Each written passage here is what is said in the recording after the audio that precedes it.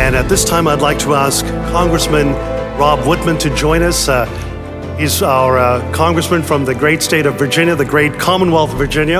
And I know I could go on with your great work that you've done, but you're the ranking member of the full committee and ranking member of the Seapower and Projection Forces Subcommittee and the vice chairman of the Armed Services Committee. So thank you so much indeed for joining us today. Thanks for being a great friend of Israel.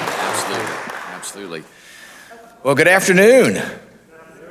Gosh, what a blessing it is to be with you today. Thank you all so much for coming to Capitol Hill for this International Leaders Summit, celebrating the 75 years of Israel's great contributions to not only the Middle East, but to the entire world. I appreciate the opportunity to come and share a few words with you and let you know how incredibly important the U.S.-Israel relationship is. It is critical to not only peace in the Middle East, but also peace throughout the world. We have had a history of an incredibly strong relationship.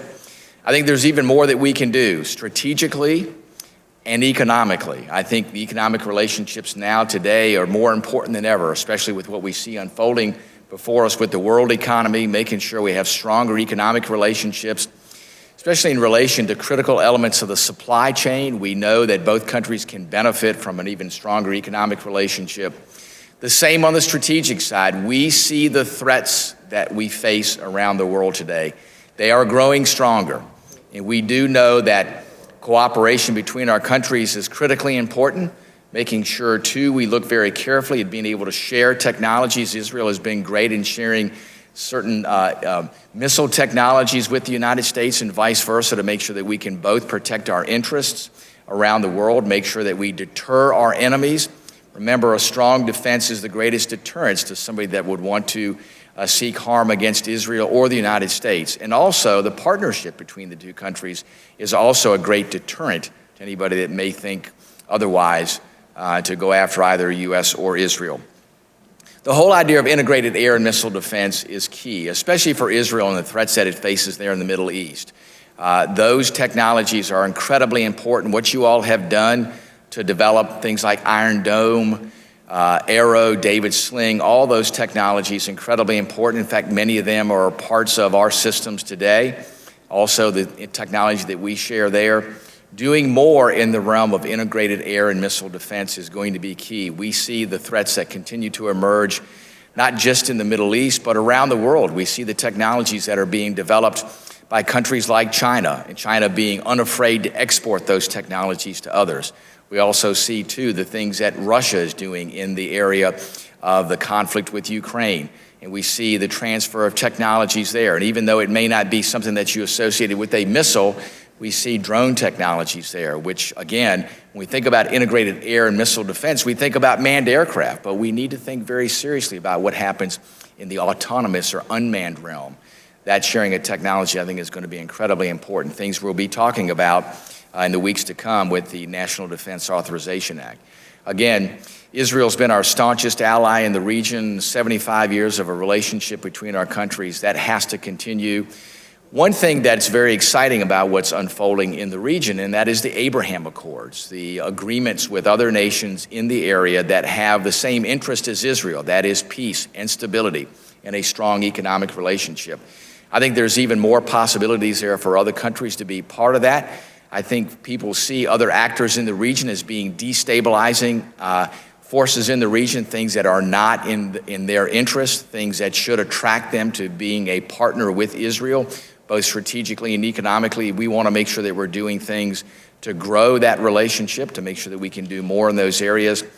You are, I believe, in a perfect position to be able to grow that along with U.S. help and support. I think it's our obligation to make sure we're doing even more in those areas because we know that in relation to the threats in the region, the greatest way for us to deter those threats is to make sure that we have more people on our side than the other side.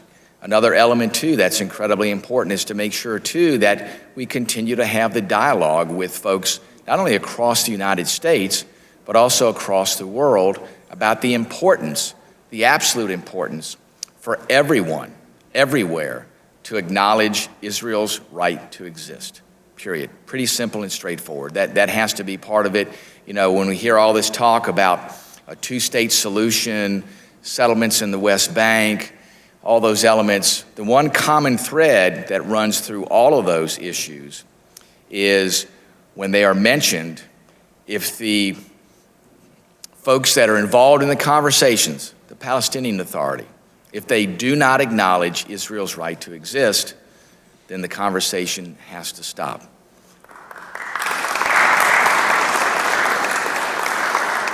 I want to make sure that we continue to push that issue, because without that, there will be no peace and stability in the region, and we have to stand firmly on that. That is the foundation of whatever goes forward with any agreement there in the Middle East.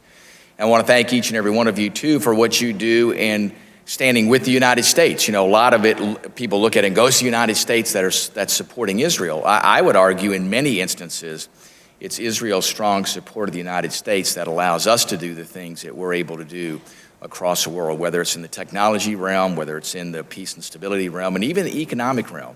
You know, the depth of our economic relationship is great, but there's even more opportunities there. So I appreciate what you all do.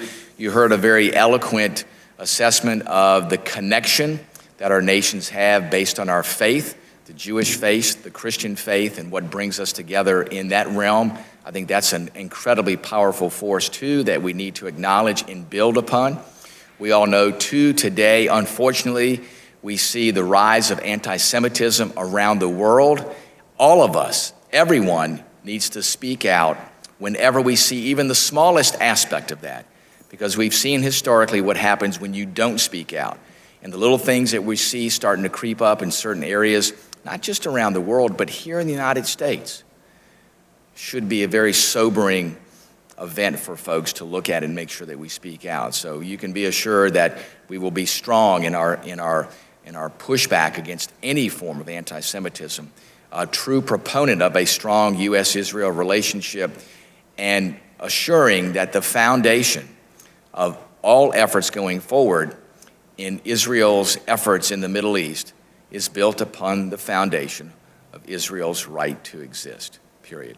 So folks, thanks again. We look forward to another 75 years of a great relationship, an even stronger relationship economically and strategically. Thank you for coming to Washington for this International Leaders Summit, for having the discussions with policymakers here about the things that we can do to continue to grow this great relationship between the United States and Israel.